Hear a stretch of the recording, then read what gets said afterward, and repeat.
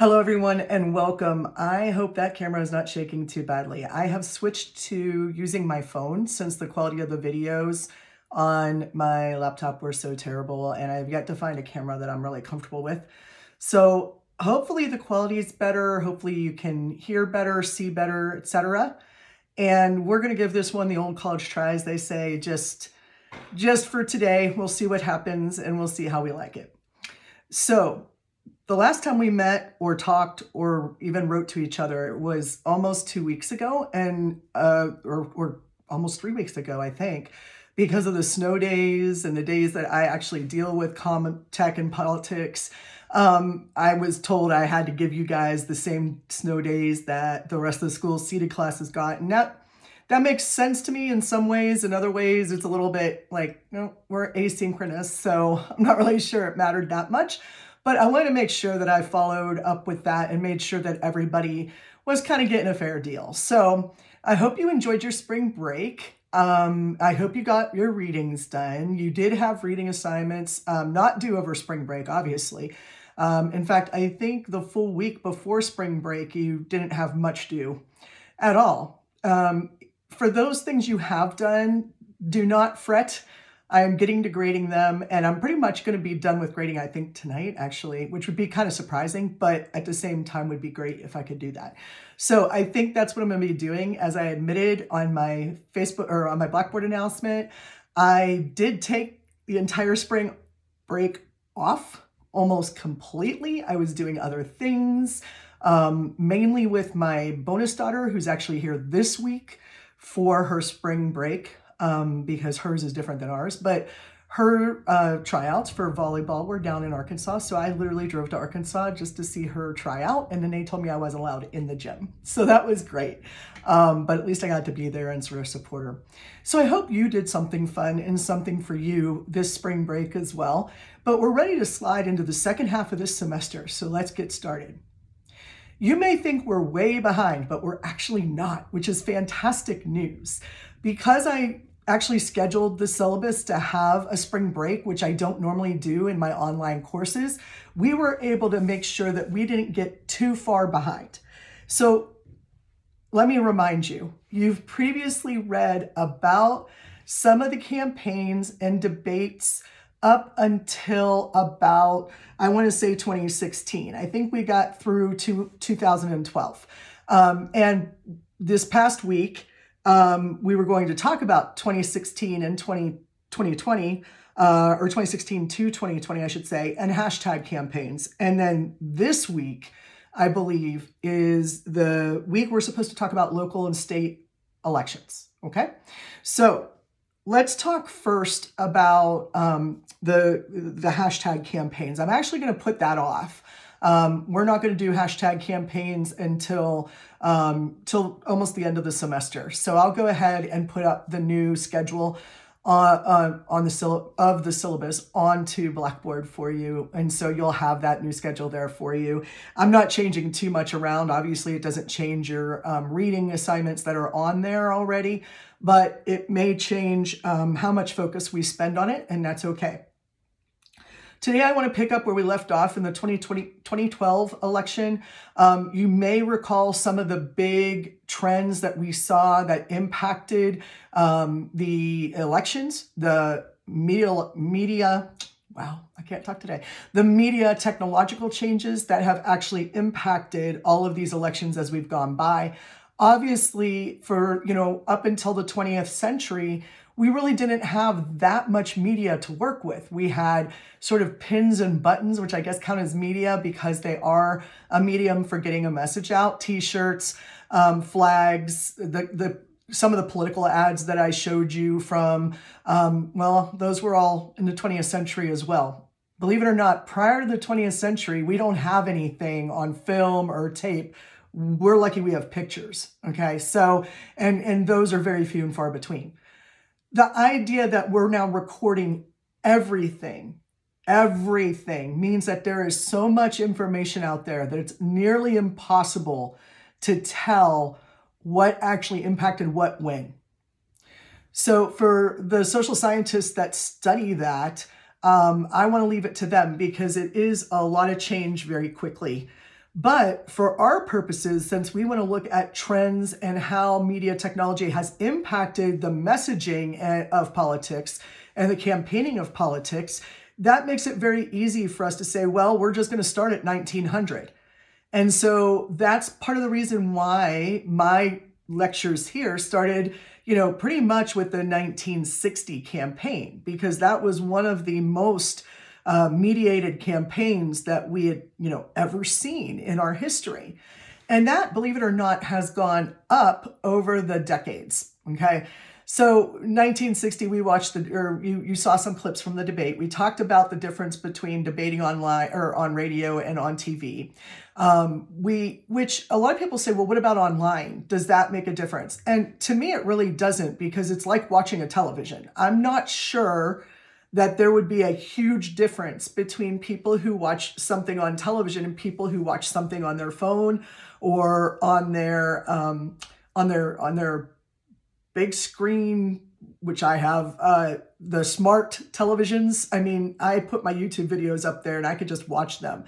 So there's really no difference between those things. So I'm not going to get too much into sort of the internet media, unless there is a reason to talk about that difference, which in 2016, there's actually a huge change. So let's start with 2008.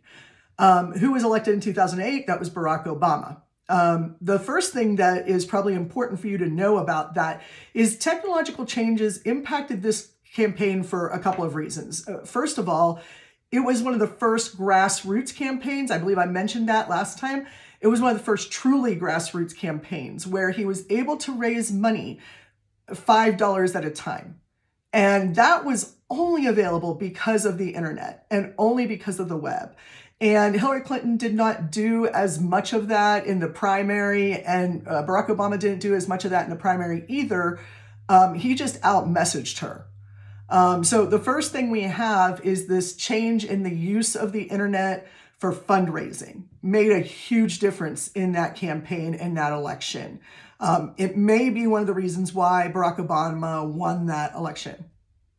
There are other reasons why he might have won that election as well. I mean, one of the things that's probably the most confusing about 2012 is that in the primary, or 2008, was that in the primaries, Hillary Clinton was the chosen one. She was the one who was supposed to win the nomination. And so when this very green, very young, very, I would say some people felt that he lacked enough experience, young man beat her in the primaries, that was a shock to the system, particularly to the Democratic Party, who had sort of anointed her as the next person to go up. But the presidency is not something that you get because you waited long enough to get it. That's not how that works.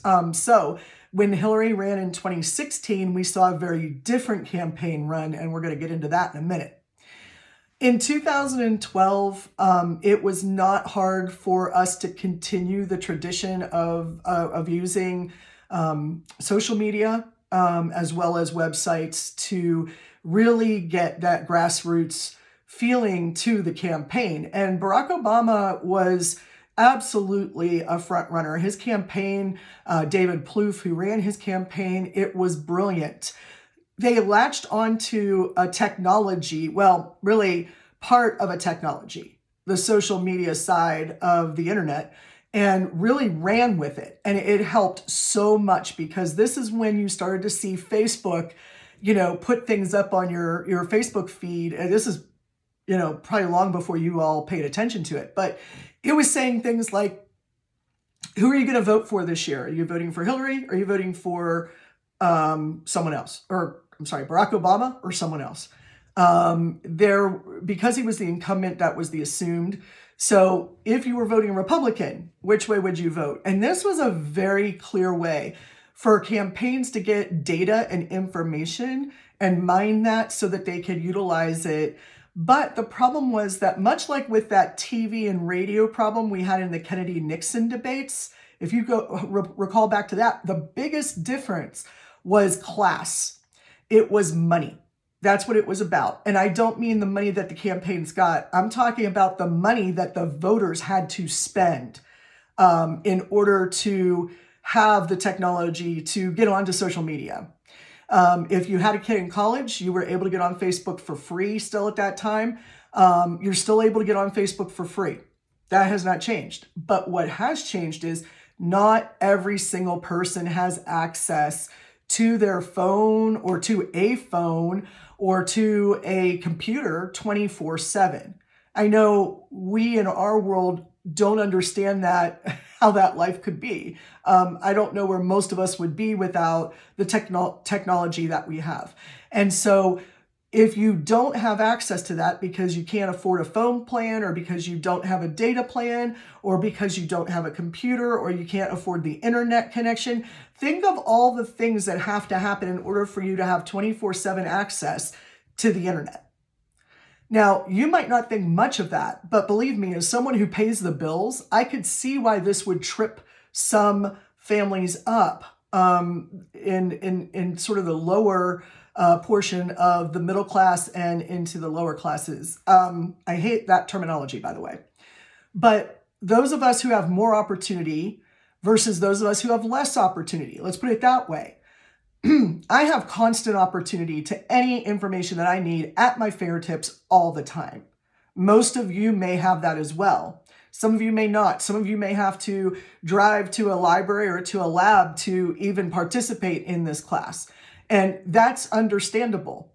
My guess is that if it was somebody who didn't have any access at all whatsoever, they couldn't take this class or any other online class at the university. Probably no other class, because universities rely so heavily on an internet connection, on doing things online now. We don't even have grade books anymore. I miss my little green grade books where I used to write the grades in. Now I just type them in, right? I miss some of the things about pre-online teaching. But online teaching, much like online campaigns, has been around for a long time, if you think about it.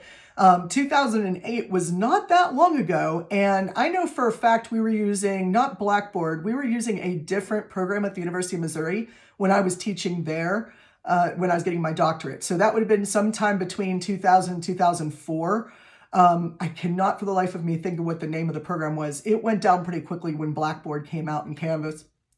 So we now are trying to improve the technologies that we've been using. And I'm telling you, political campaigns are one of those places where you can experiment with different messaging technologies. And that's exactly what Barack Obama did, and that's what happened in 2016. So let's move to 2016. Now, more people have access to the internet than ever before. Does that mean more people are on social media? Well, yes, but my guess is that's more of a correlation and less of a causation.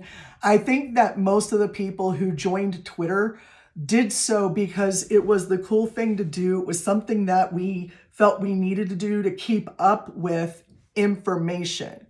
And what's problematic about that is that not a lot of the information that we get on Twitter is good information. In fact, a lot of times I will see respected, very renowned journalists say, here's just a piece of this, you need to go read the whole article. And nobody does that. And especially if it's not suggested to you that you read the whole article. I shouldn't say nobody. I mean, there's a few of us out there who are really obsessed with it. But for the most part, you know, the average American, I wouldn't be going and surfing everywhere I could, clicking and double clicking and clicking more to get to the information. Just give it to me. I've got a 6-second attention span, and that's just because I'm old. So like, we need to get this down to, here's the information that you need. Boom, done. The problem with that is that it doesn't give us the opportunity as consumers of media to learn what the evidence is behind claims that are made, or to learn about the context of that evidence in terms of the claim, and therefore reasoning out the window. Evidence, you might get a link. And that's the problem with Twitter. But Twitter was never intended to be a news source. It was never intended to be an educational source. It was intended as social media. And so anyone who tries to use Twitter for this, for their sole source of information of any kind is probably making a big mistake and probably not getting the information that they need. That's not to say anything about Twitter or that it's bad to use it. I mean, I'm on it. I have 4 different identities on that thing. Are you kidding me? Because it's so easy to go on and pretend to be somebody else and fake it or try to see what other Twitter feeds look like, put in different demographics. Maybe some of you already do this. I don't know. Some of us want to be anonymous. I've got 3. They're definitely not anonymous. 4 is definitely anonymous. So in that anonymous one, I can go say whatever I want to people. There's no issue with that because I'm behind anonymity. I'm behind a screen. And therefore, I could probably put out all the misinformation I wanted to or disinformation. And somebody asked me what the differences between misinformation and disinformation was the other day. And I had to think about that. And I still haven't really come to terms with what the difference is. I'm just pretty sure there is one. Misinformation seems to be less intentional than disinformation. You can have a disinformation campaign, a campaign that puts out the wrong information purposely. I don't know that you can have a misinformation campaign. I think that misinformation is more, it's accidental. It lacks intent. Somebody's not trying to mislead you. It just happens. So for whatever reason, and we have enough trouble with misinformation that disinformation as it has come out is causing us, 4 times the trouble. Now we really don't know what to pay attention to. Anything that moves incredibly quickly with very short attention spans is not going to provide us with the information that we need to make good choices for ourselves. And that's really what that is about. And there are people who know that and know it well. And I would argue, I would argue this. I would not say this is correct. I would argue that Donald Trump took great advantage of Twitter in 2016. Now, and even prior, 2014 to 2015, when he announced he was running in 2014, all the way up to his campaign, and even when he was in the White House. He utilized Twitter more than any celebrity or known person, certainly more than any political person that I have ever seen. Is that good or bad? I don't know. I think that depends on what he's putting out there. And so we're going to, maybe disagree on some of the things I'm about to say. So just know that these are my personal opinion. I need to really bracket that for a second. It is my personal opinion that Donald Trump probably engaged in rhetoric with particularly North Korea that we should not have been engaging on Twitter. I think it's perfectly fine to engage in that rhetoric when you're doing it face-to-face or over a phone call in some formal setting, but declaring war on Twitter would be really bad. And I think most of us can probably agree with that as a general rule. We wouldn't want anybody to do that.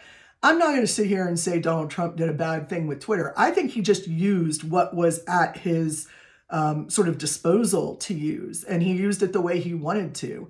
It's up to voters to determine what that means to them most of the time.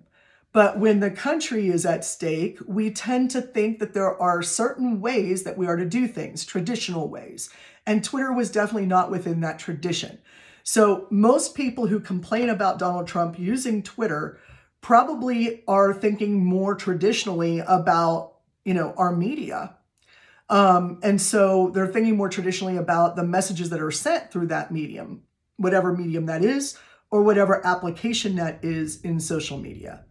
So even on Facebook, we don't get full stories. I don't know about you, but I am addicted to watching, what's the name of that show? The Doghouse AU, the Doghouse Australia.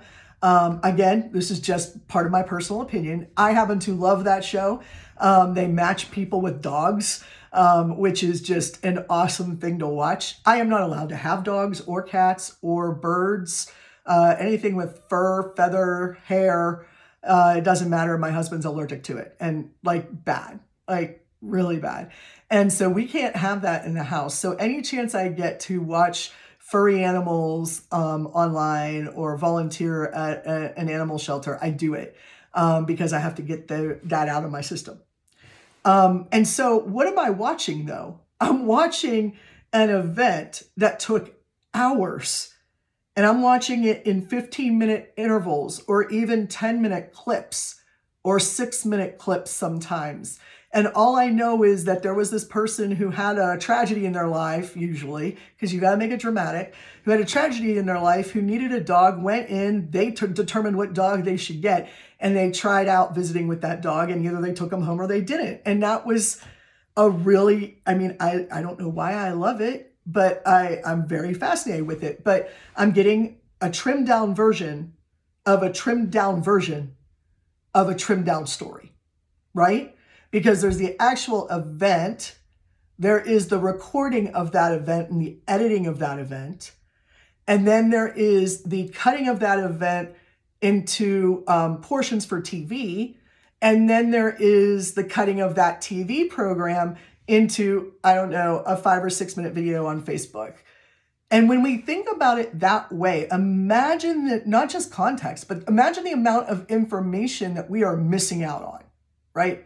I feel like I'm berating this point, and I think I probably am because I come from, oh God, I have to admit that I'm old. I mean, I come from another era, and I think sometimes even we have a hard time accepting that this is the way it's done. We want to believe all of the things that we see instead of taking the time to dig it up and see if it's really the truth or well argued or a good reasoned position. All right. So in 2016, what we saw was an explosion on Twitter of political information. Some people would say misinformation. Some people would say disinformation. I will not make that call for you. I will just tell you that probably all three occurred during the campaigns on all sides and during the time that Donald Trump was our president. So we need to do with that what we will. I'm not concerned about whether or not we're okay with that. I think the fact that it's happening is something that we sort of, as political comm scholars, have to pay attention to. All right. The other thing that happens when you put everything online and you put it into that fast-paced, very short, very clipped type of information is that you can be more, what's the word I'm looking for? Less kind. You could be less kind, right? On Twitter, anything goes. You can say whatever you want. And that applies to everybody, right? Who's on Twitter. And so if you go on Twitter, you need to have a pretty thick skin. This is something I taught people 10 years ago. They would complain that they were being bullied online. I'm like, then get out. Just turn it off. It's not that hard. Oh, I need to know what people are saying about me. Why? You're just getting tortured. You're being bullied. You're being criticized. Why would you engage in that? And of course, the opposite of that is true as well. There are people who go online into social media, all types of it, particularly Instagram. I think the studies have shown Instagram, where they're just looking for approval. And so they're looking for all the followers, all the likes, all the loves on their pictures. So you tell this story through pictures, which is a great idea. But then people start saying things like, you look terrible in that dress, or, oh, you're so hot, 5 fire emojis or whatever. And there are people who rely on that for their own self-worth. I'm so glad I don't study that, because that is devastating to watch. I've seen it happen to some of the younger cousins in our family, and it's devastating to watch that impact. But the other thing that it does is it can really skew negative information for political campaigns as well. So again, because it's Instagram, you're getting pictures, which may make us think that we're getting the whole story. But remember, we're still only getting a little square. We're still only getting part of that story and no context.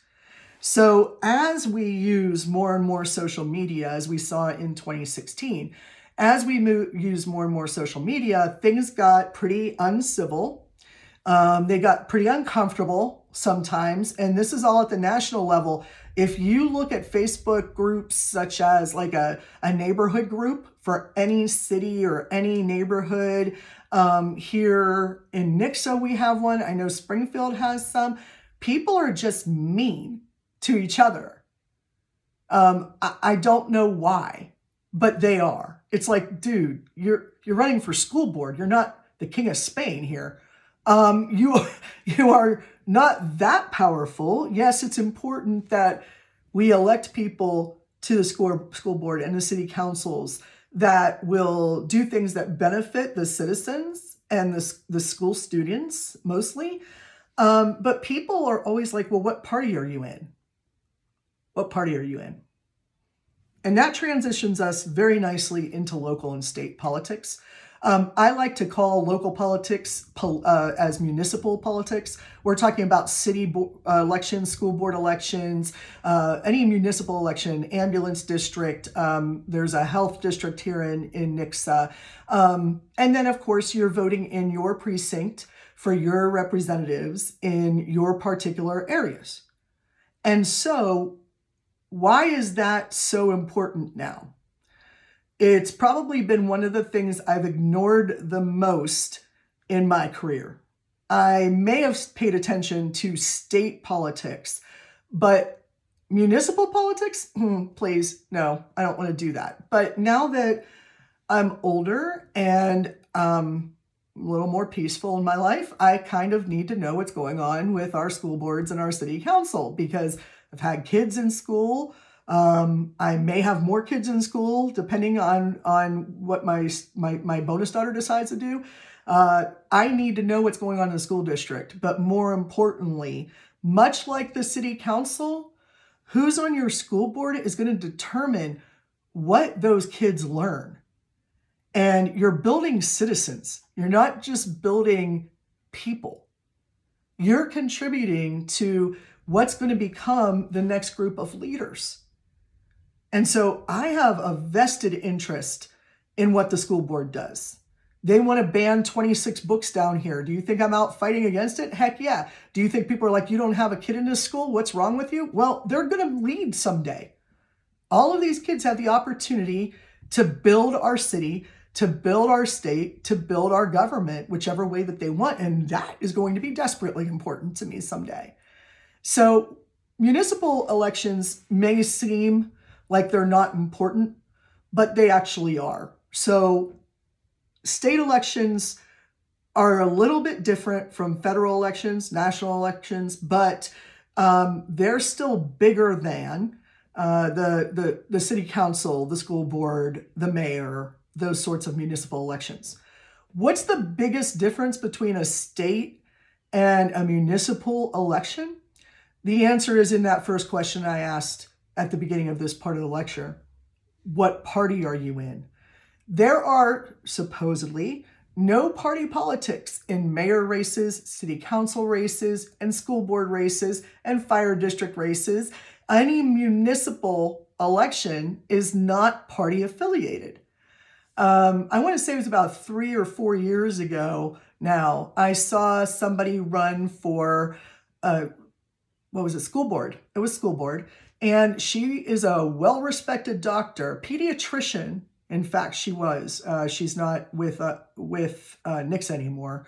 But her family still lives here, but she works elsewhere now. But she was my daughter's pediatrician. She was my son's pediatrician. She's amazing, super smart, well-liked, very kind. Kids love her. She probably knows better than anybody what things kids need to learn, especially about public health and their own health, right? But the only question that she was asked was, why won't you release what party you're in? And it doesn't matter how much I go out and scream that party doesn't matter. People who are going to vote always care. Why? Because the easiest thing to do is say, I'm a Republican. I'm voting straight Republican. I don't need to think about it. I just need to see if there's a D or an R next to your name. Or I'm a Democrat. I'm voting straight Democrat, and that's that. I don't want to have to think. Just tell me what party you're in and maybe I'll vote for you if you're in the right one. That becomes really problematic. Why? Well, school boards, city councils, and mayor's offices, and all those other municipal positions are specifically not about a party. The parties are about national politics. And you're thinking, well, in the state, we have a big deal about parties. Well, that's true because the state politics greatly impact the federal, right? I mean, if you think about it, the relationship, a governor is basically the president of a state, okay? And while they're not going to the federal government all the time like your United States representatives and senators do, they actually do impact what happens with federal policy and how it spreads through the state. So it's important that our governors are able to work with the president or with the representatives and senators, et cetera. And then below them, of course, I say below, but what I really mean is then we have, bicameral governments in each of the states. So you've got the two houses, again, representatives and senates. And those votes can mean a lot unless your governor just vetoes everything that you do. But that would be like the president vetoing everything the United States Senate or United States representatives do. That's not acceptable generally. So they are party affiliated. It helps with their campaigns, and it also helps with people determining whether or not they want one governor over another or one representative over another. But if you think about it, the senators are, elected in bigger districts. Your state representatives are elected in very small districts. So you're still trying to impact your very specific area is the idea. So Jared Taylor is supposed to have my interests at heart. Billy Long is supposed to have my interests at heart. I don't remember who our senator is right this second. That's really embarrassing. My state senator, I don't remember who that is. Supposed to have my specific goals at heart because I'm in their districts, right? And the state, the U.S. senators, there's two of them in every state, and they rotate pretty much, and that's that, and they represent the state interests at the federal level. But they're sort of sneaking up towards the higher level, the executive branch, but they are in the highest part of the legislative branch, the special 100, I believe. So those campaigns from state up really need to have party affiliation to get the support that they need, to get the help that they need. But that is not what happens in municipal elections at all. In fact, your mayor, your city council, all municipal elections are supposed to be free, nonpartisan, free of party influence. They're supposed to be about what to do for your city. That has nothing to do with national politics. It definitely has nothing to do with national politics. Why? Why do I say that?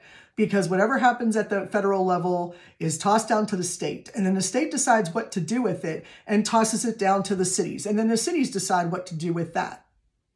So they are pretty low on the rung when it comes to federal politics. What they are most focused on, what they should be most focused on, is your city, your school district, your precinct, your whatever you're in, your district.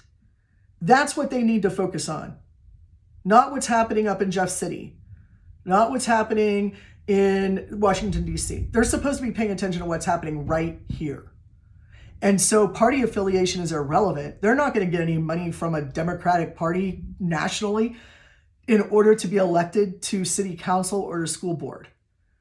So what ends up happening, I'm going to tie this now back to social media, is, at least from what I've seen, some of the nastiest, most critical things I've ever read are on sort of local neighborhood or city level Facebook or Twitter. And because you can market it specifically to only those who live in the city of Springfield or only those who live in the city of Nixa or Ozark or Republic or whatever, it becomes very easy to target individuals at that level. They're also not really paid a whole heck of a lot, you know. And yeah, the mayor might run for state representative someday, maybe, but that's when he's going to be concerned, or she's going to be concerned, or they're going to be concerned with national issues and state issues and representing you at the state level. Hope that makes sense. So social media has allowed things to become more uncivil, without a doubt, but it's probably not as uncivil as we think by comparison. I remember, oh man, I was pretty young. I don't remember exactly what year it was. I was not old enough to vote, but my father was an assistant district attorney. So his job relied on who became elected as the district attorney. So obviously we were always working for whoever would be hiring my dad. That was kind of a big deal. So one year, one election I remember clear as day, but again, I was not old enough to vote in this election. But the name of the district attorney was Teresa Dukovich. And I don't remember who she was running against, but she had been the district attorney for several years at this point. I want to say it was like pushing a decade. She was there for a long time.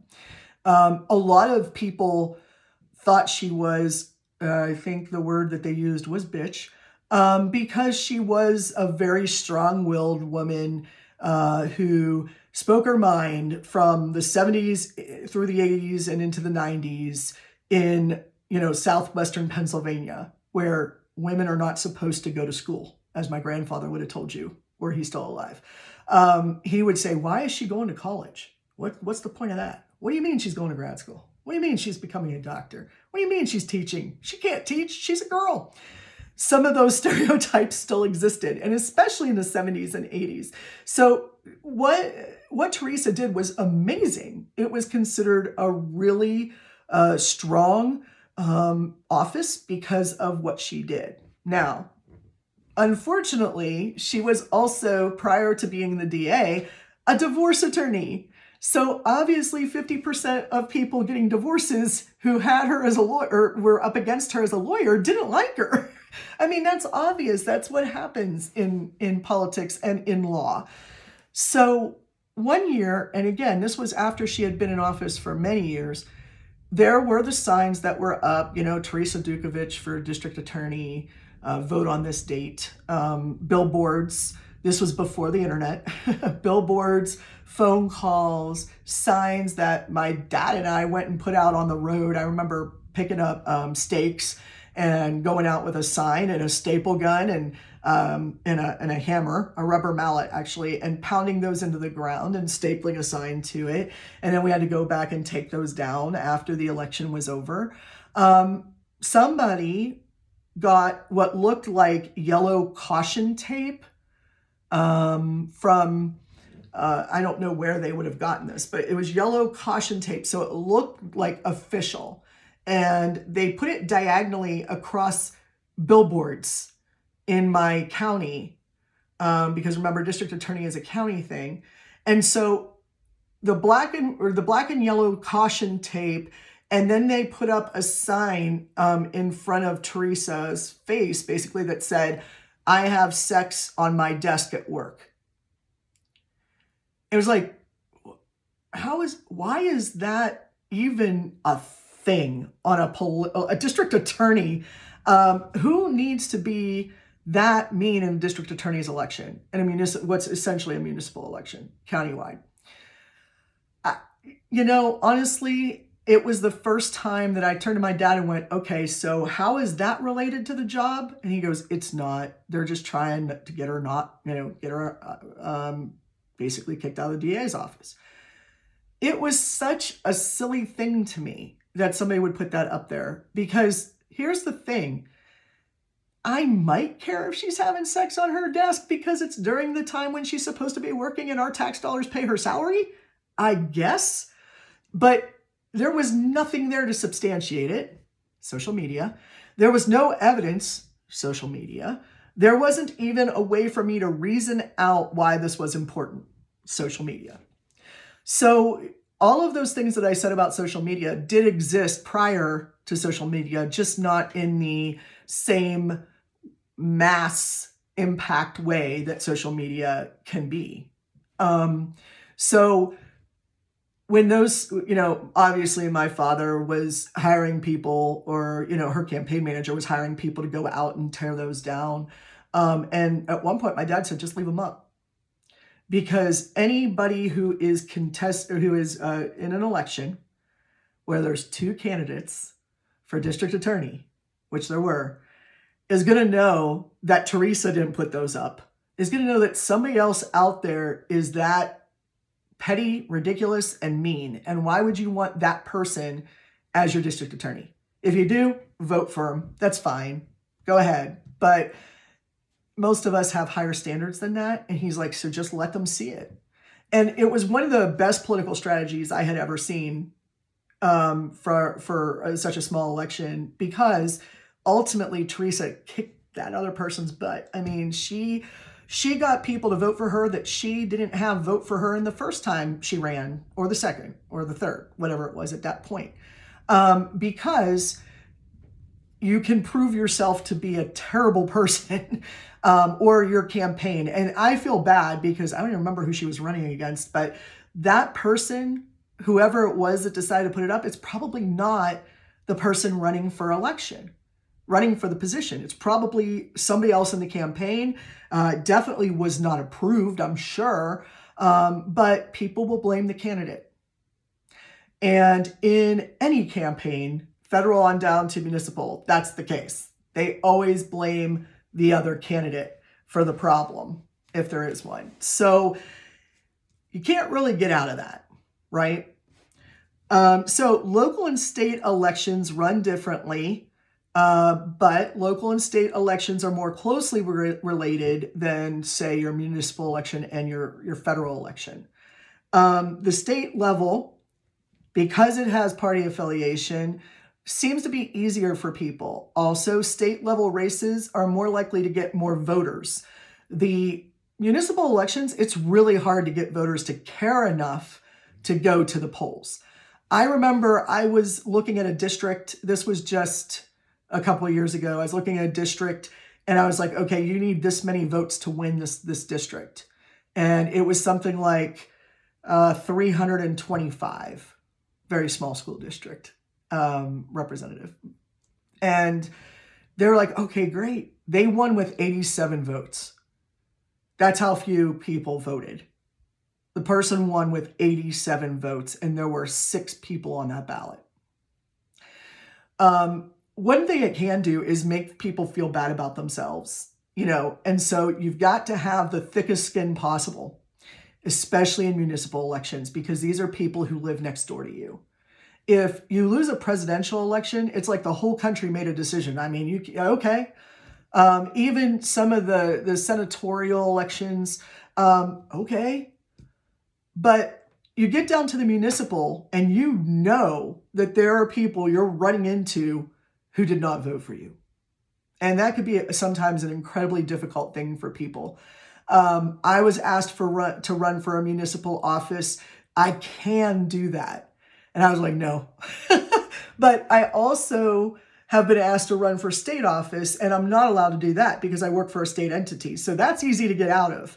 But local politics, municipal politics, you are right there in the mix. You're right there. You don't have any option out, anything to discuss that's not immediate and local and urgent.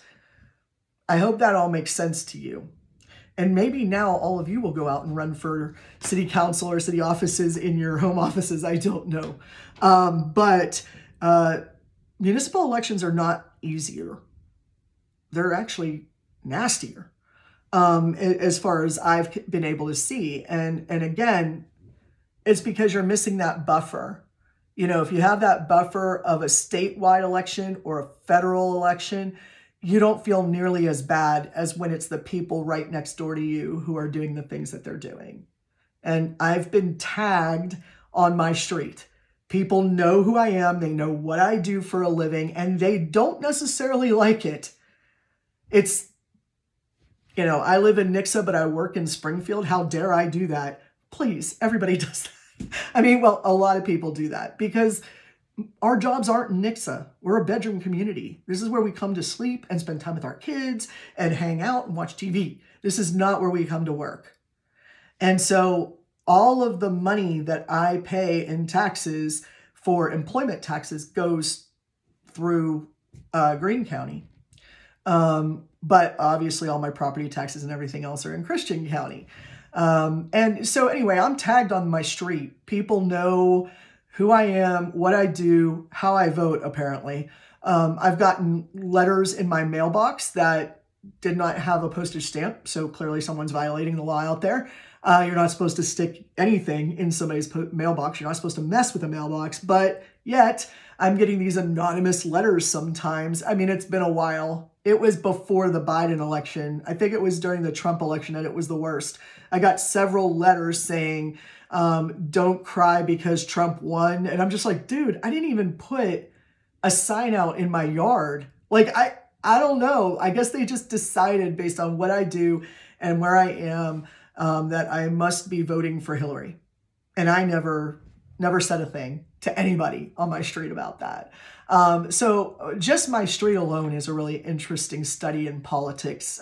For example, I was having dinner with the mayor one night with a group of people. It wasn't me and the mayor, but we were having a meeting with him one night, just talking about the city and what he was doing. And I think at the time we were talking about the masking policies and things like that. And he's diabetic and I'm diabetic. And I was talking to him about my pump and he's like, I got rid of my pump a long time ago. I was like, really? He goes, yeah, because I was going up and down and up and down. I was like, okay, well, I do that too, but it's far worse when I'm trying to control it myself. I'm much better off with the computer trying to control it. So I was trying to talk to him about that. And then I said, he said something about getting a federal grant. Was it federal? I think it was a federal grant that was handed down to the state. And then we got part of that state grant to put sidewalks in all over Nixa in all the neighborhoods.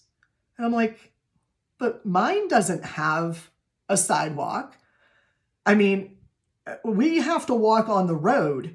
And I live between 3 schools, or an elementary school, a middle school, and a high school. My road is utilized by high schoolers who don't know how to drive on a regular basis. And so if my kid's out there playing in the yard, I'm making sure she's in the back because I don't want her to get hit by anybody. People think our road is a good, viable passway to avoid red lights and things like that. So I said, ours doesn't have a sidewalk. And he goes, I know where you live because it's the only street in Nixa that said, we do not want a sidewalk. Do not put one here. And I was like, what? And obviously this happened before I was here and living in this house. But I just thought that is crazy talk. Who would do that? It's my hope that most of the people who voted for that are gone and that maybe we can get the city to pay to put in sidewalks again, because that's crazy.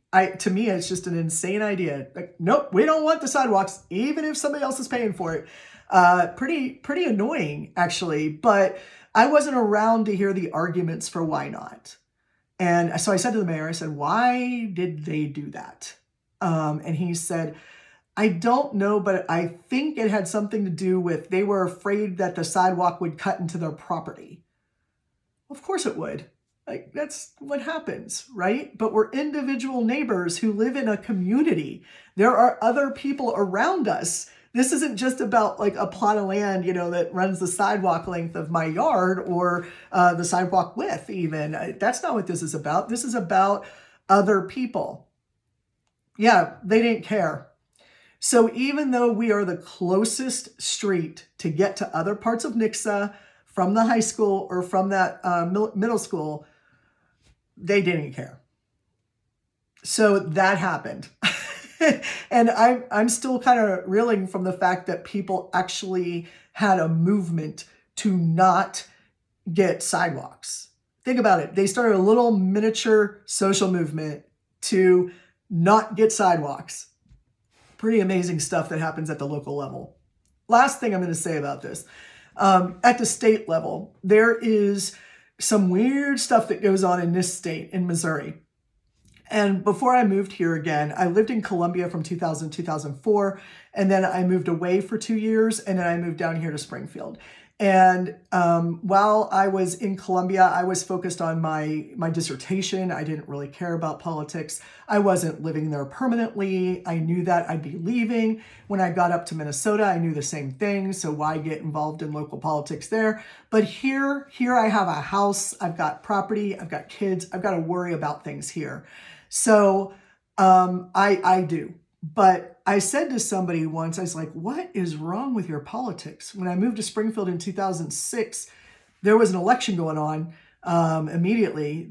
And I was like, this is a mess. What's going on if this is happening? And finally, we realized that the problem was, in my understanding of it, not a problem, but the problem of my understanding was in Pennsylvania and Ohio, where I've lived before, there is one ticket for the governor and the lieutenant governor. So you either vote for the Democratic ticket or the Republican ticket. I don't think we've had any third-party tickets up there. But you have the governor and the lieutenant governor running in tandem, just like the president and vice president run. Well, in Missouri, that's not the case. And at the time that I moved here, we had a Democratic governor and a Republican, a Democrat for governor and a Republican for lieutenant governor. And the two of them never spoke. And I mean, I guess that says something about like the lieutenant governor doesn't really do much, or it could be that the governor was pushing the lieutenant governor out, or it could mean that because they don't agree on anything, they don't do anything that would impact the state together. It was just like the governor took over and sort of bullied over the lieutenant governor. I'm not sure. I have no idea. I mean, I spoke to both of them. I met both of them at the time that they were in office. And if I brought up the other one, they're just like, I don't want to talk about that. Both of them.